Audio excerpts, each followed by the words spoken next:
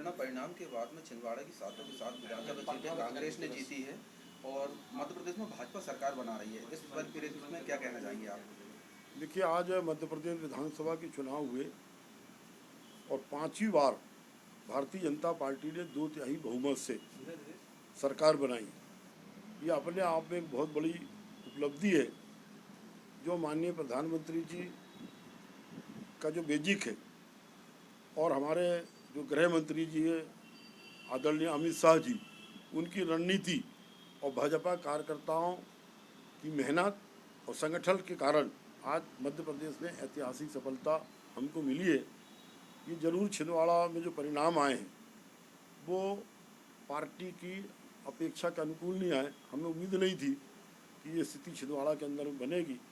Party जरूर इसकी समीक्षा करेगी, कहाँ हमसे चूक हुई है, क्या कारण रहा है। ये जरूर एक समीक्षा का विषय है, इसको जरूर पार्टी देखेगी, ऐसा सब कार्यकर्ता आग्रह करेंगे। चूँकि यहाँ से कमलनाथ जी मुख्यमंत्री के रूप में थे तो स्वाभाविक है जनता का लगाव उनके प्रति, मगर 7-0 होंगे इसकी संभावना नहीं थी। और आज मध्य प्रदेश में सरकार बनी है। मैं सभी प्रदेश की जनता को बहुत बहुत हार्दिक बधाई देता हूँ, शुभकामनाएं देता हूँ, उनको बहुत बहुत धन्यवाद देता हूँ कि जनता के आशीर्वाद के स्वरूप आज मध्य प्रदेश में सरकार बनी है। मध्य प्रदेश विकास के रास्ते में और आगे बढ़े, ये हमारी सरकार करेगी। सभी को और सभी कार्यकर्ताओं को बहुत बहुत धन्यवाद। सबने परिश्रम किया और सबके परिश्रम के परिणाम स्वरूप ये जो परिणाम आए हैं सभी को। 2018 के बाद 2023 का चुनाव बहुत टफ माना जा रहा था। शुरुआत में भी कहा जा रहा था कि बहुत करीबी रहेगा, लेकिन जिस तरीके से तीनों राज्यों में कांग्रेस का सुपड़ा साफ हुआ है और खासकर छत्तीसगढ़ को लेकर जहां उम्मीद ही नहीं की जा रही थी, क्या कहेंगे आप? देखिए, एक तो कमलनाथ जी ने पिछले चुनाव में झूठ बहुत बोला। जब उनकी सरकार बनी, एक भी वायदा कर्जा माफ़ी से लेके, बेरोजगारी भत्ता से लेके, भाव अंतर से लेके, एक भी वायदा उन्होंने पूरा नहीं किया। दूसरा, कमलनाथ जी की उम्र हो गई अब काफ़ी, इस उम्र में प्रदेश को संभालना तो जनता को भी लगता है कि भाई जो जिस व्यक्ति को आप मुख्यमंत्री के लिए कह रहे हैं। दूसरा, आज मध्य प्रदेश में कोई नेतृत्व कांग्रेस के पास नहीं, संगठन कांग्रेस के पास नहीं, तो मध्य प्रदेश में ये परिणाम आने थे। राजस्थान में जो एक हुआ पैसे का भ्रष्टाचार वाला मामला, ठीक समय जो उजागर हुआ कि वहाँ के मुख्यमंत्री ने जो भ्रष्टाचार की चरम सीमा कर दी थी। राजस्थान में भी गहलोत साहब ने 4.5-5 साल कोई 4.25 साल कोई काम नहीं किया। आखिरी 6 महीने में बहुत सारी योजनाएं उन्होंने लेकर आए। तो कुल मिला के देश भर में कांग्रेस के पास न तो कोई नीति है, न सिद्धांत है, न नेता है। तो जनता चाहती है कि एक स्थिर और अच्छी सरकार मिले। आज मोदी जी के नेतृत्व में जो देश के अंदर में काम चल रहे हैं, चाहे प्रधानमंत्री आवास का मामला हो, गरीब कल्याण की जितनी योजनाएं हैं देश के अंदर में, तो वो आज तक कभी किसी ने नहीं किया। और इसलिए जनता को लग रहा है कि मोदी जी के नेतृत्व में देश के अंदर में जो काम चल रहे हैं ये निरंतर आगे बढ़ते रहे। और इसलिए डबल इंजन की सरकार हर राज्यों में जनता चाहती है। क्योंकि हमने देखें जहाँ पर राज्यों में अगर विरोधी दल की सरकार आई, यही कमलनाथ जी आए थे, इन्होंने किसान सम्मान निधि की सूची नहीं भेजी, आपका जल जीवन के लिए इन्होंने पैसा ग्रांट, मैचिंग ग्रांट का पैसा नहीं दिया, प्रधानमंत्री आवास की योजना में इन्होंने मैचिंग ग्रांट का पैसा नहीं दिया। तो इससे प्रदेश का नुकसान होता है।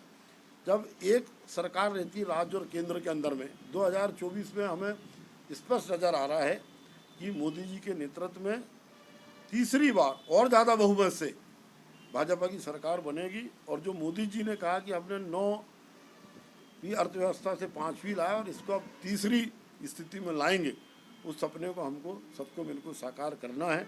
और इसलिए जनता ने फैसला दिया है और जनता का फैसला बड़ा सटीक फैसला है राष्ट्र हित में और प्रदेश हित में। बिल्कुल, 2024 में लोकसभा चुनाव है, 2023 में जिन 3 राज्यों में बम्पर जीत हुई है भाजपा की, क्या आप इसे सेमीफाइनल के रूप में देखते हैं? सेमीफाइनल नहीं, फाइनल है ये। 2024 में 400 सीट लोकसभा की भाजपा जीत के और 3/4 बहुमत से हम दिल्ली के अंदर में मोदी जी के नेतृत्व में सरकार बनाएंगे। चौराई में जो जातिगत कार्ड खेला था भाजपा ने, उसके बारे में क्या कहेंगे? देखिए, भाजपा शुरू से जातिगत कार्ड के विरुद्ध रही है। लखन हमारा अच्छा कार्यकर्ता था और इसलिए कोई जातिगत कार्ड नहीं। 2 बार का जिला पंचायत का सदस्य रहा, सरपंच रहा, 40 साल से भारतीय जनता पार्टी में काम कर रहे हैं और इसलिए शुरू से भाजपा जात पात के हमेशा खिलाफ रही है और इसलिए ये बात कहना कि कोई जाति कार्ड खेला मैं नहीं मानता हूँ। एक सामान्य कार्यकर्ता, या ज्योति डेरिया सामान्य कार्यकर्ता थी, प्रकाश भाऊ सामान्य कार्यकर्ता थे, नत्थन सामान्य कार्यकर्ता थे, ऐसे ही लखन भी था। अब कोई ना कोई है। अमरवाड़ा में भी पार्टी ने, चूँकि मनमोहन साहब भट्टी जो थे वो जब भाजपा में पहले भी आना चाहते थे, एक आदिवासी अच्छा नेतृत्व वहाँ पर मिले, क्योंकि वो जल जंगल जमीन की लड़ाई गोंडवाना लड़ती थी। परिणाम क्या है अलग बात। हमारे भाजपा ने अच्छी पढ़ी लिखी लड़की है, समझदार है, युवा है, उनको नेतृत्व देने का प्रयास भारतीय जनता पार्टी ने किया था। चंद्रमा जी, एक अंतिम सवाल। छिंदवाड़ा में सातों की सात सीट कांग्रेस जीत चुकी है और यहाँ से एक भी प्रतिनिधि नहीं निकला है, तो छिंदवाड़ा के विकास को लेकर किस प्रकार का आप अवरोध देखते हैं? देखिए, किसी प्रकार का अवरोध नहीं आएगा। अभी भी आप देखिए पाटोला जिला बना तो कोई विधायक सरकार है, माननीय शिवराज सिंह जी छिंदवाड़ा के प्रति अति संवेदनशील हैं। अभी भी हमारा एक विधायक नहीं था, पिछले बार भी 3.5 साल हमारी सरकार थी, कोई अवरोध आया क्या? मैं समझता हूं कि भाजपा छिंदवाड़ा को और ज़्यादा ध्यान केंद्रित करेगी और हमारा प्रयास होगा कि ये आने वाला पार्लियामेंट और अगली जो विधानसभा चुनाव हो उसमें 7 सीटें भाजपा जीते। तो जनता से कभी कोई पार्टी नेता कभी बैर मोल नहीं लेता। जो जनता जनार्दन का आदेश निर्देश हुआ उसको सुधार करेंगे, कहीं हमें गलती होगी, कमी होगी, उसको ठीक करेंगे और जनता के बीच में और काम करेंगे ताकि अगली बार हमको 7 की 7 सीटें मिले, लोकसभा में हमारा उम्मीदवार जीत कर जाए। अगले लोकसभा प्रत्याशी के रूप में जनता में और मार्केट में खबर है कि आपका नाम है? नहीं, यहाँ किसी का अभी तो पार्लियामेंट इलेक्शन कहीं है नहीं है। पार्टी अच्छे से अच्छे आदमी को लड़ाएगी और प्रयास पार्टी का रहेगा कि अगली बार छिंदवाड़ा से भाजपा का सांसद चुनाव जीत के जाए।